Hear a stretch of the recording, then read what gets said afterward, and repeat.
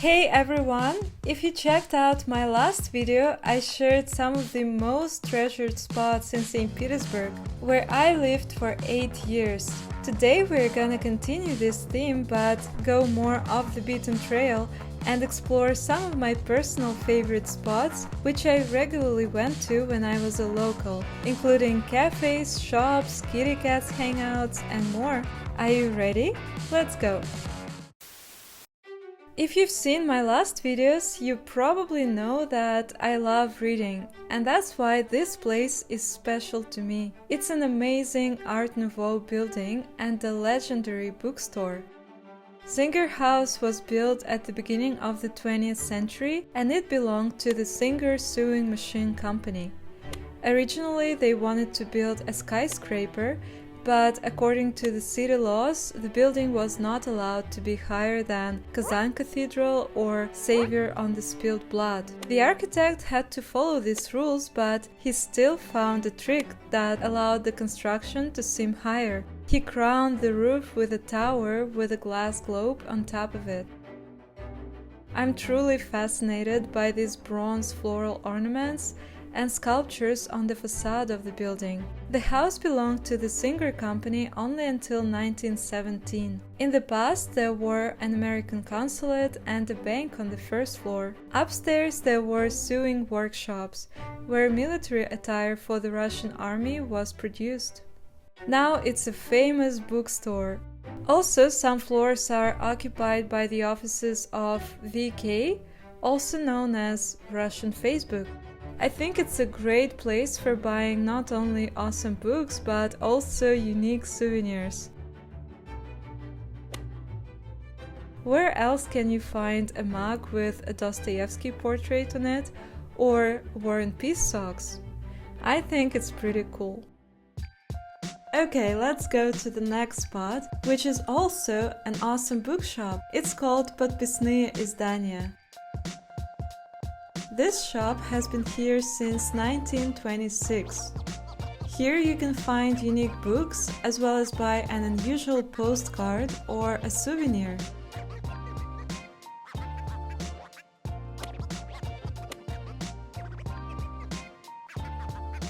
Sometimes I just come here to get aesthetic pleasure or have a cup of fresh coffee and look through new books.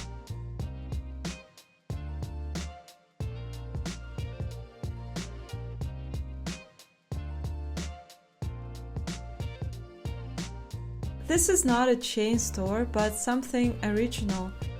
Even if you don't like reading, come to this place and there is a chance that you'll fall in love with books.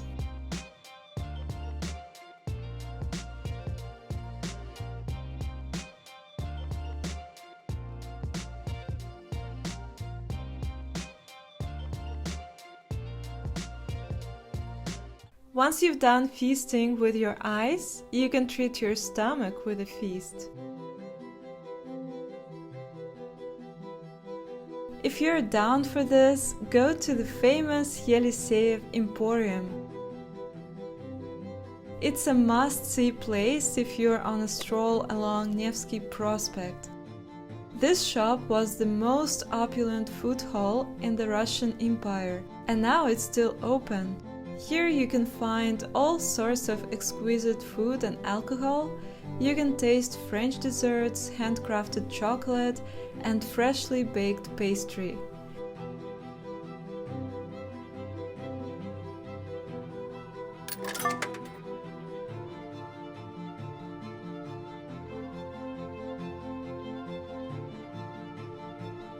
To tell the truth, this place is a bit overpriced, but the things you'll find here are truly one of a kind.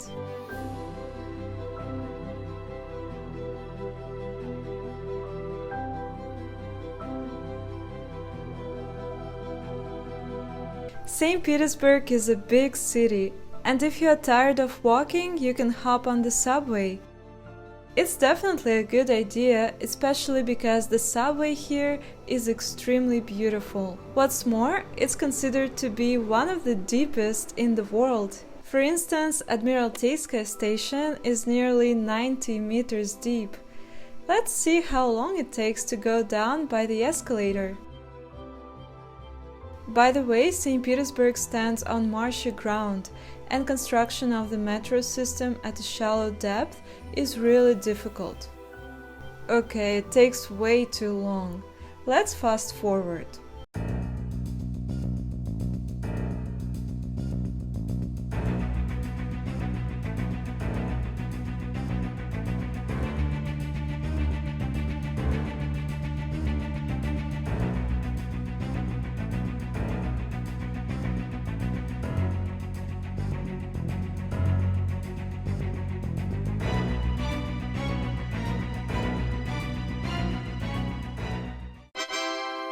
Yay, now we're finally here. Just look at all of this beauty.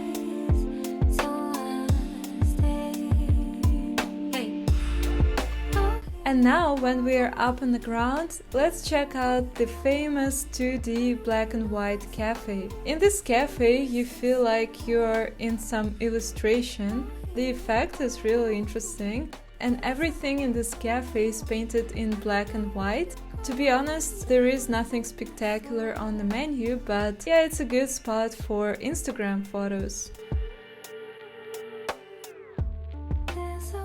My next recommendation is Serve Coffee. They specialize in coffee and can create a custom drink for you on the spot, depending on what you like. This time I decided to try their smoothies, and now I regret that this hasn't been done earlier. I think it's happiness in liquid form.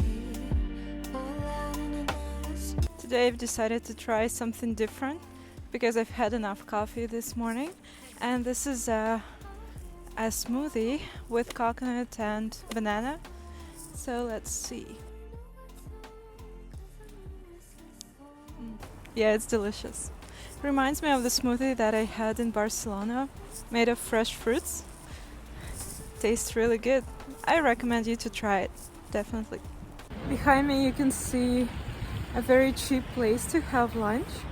Yeah, I've been here several times with people who came to St. Petersburg, and they all loved it because you have an amazing view from the window in that cafe, and you will see this, the Kazan Cathedral, and the food there is really cheap, and you get a huge portion of, I don't know, some main course and also a bunch of pies, Russian pies, and you will get really stuffed, and the food is great. And overall, it's a great experience. Yeah, and it's just in the heart of St. Petersburg. So I highly recommend you to visit this place. Another must-see place is the historical Pyshechnaya that's been functioning since 1958. Pyshki is the local pastry of St. Petersburg that's similar to donuts. Here they make pyshki according to Soviet standards and serve them along with Soviet coffee with condensed milk. You eat hot pyshki with your hands using a piece of paper, because in Soviet times there were no napkins. And of course they are super yummy. My advice to you though is don't come here during holidays or weekends, because it can get too crowded.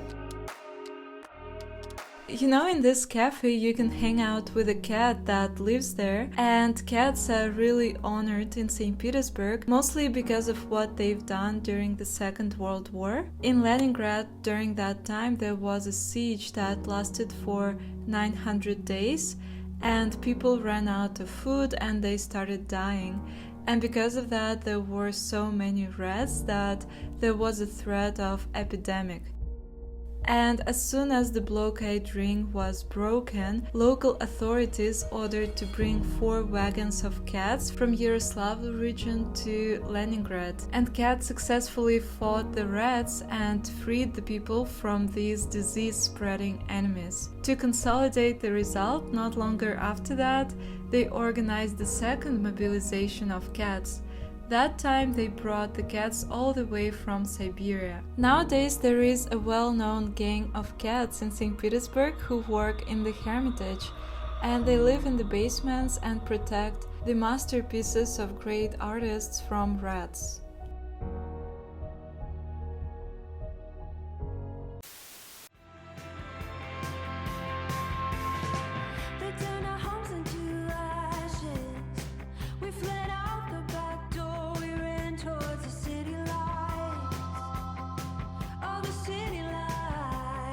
Okay, I feel like I can talk about St. Petersburg forever because there are so many places there that I love, and in this video I only showed a couple of them that I thought would be interesting for you, but obviously there are dozens of restaurants, cafes, and just places to check out in St. Petersburg that I really love. If you want to get the full list of all the places in St. Petersburg that I like, go to my Patreon page because there I share them with you. Thank you so much for watching this video and for supporting my channel. I really appreciate your comments because they're so thoughtful and nice. Thank you for liking my videos and subscribing, and also big thanks to my patrons.